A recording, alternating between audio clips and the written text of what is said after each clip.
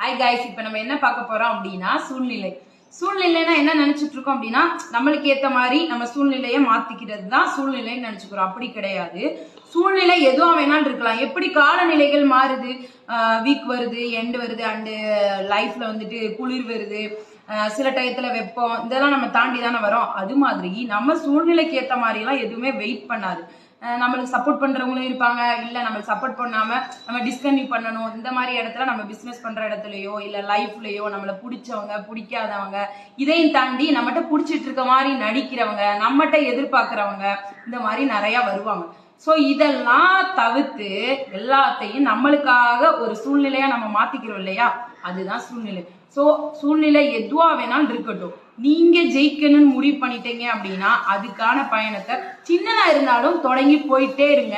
உங்க சூழ்நிலை சூப்பரா மாறும், நீங்க ஜெயிப்பீங்க.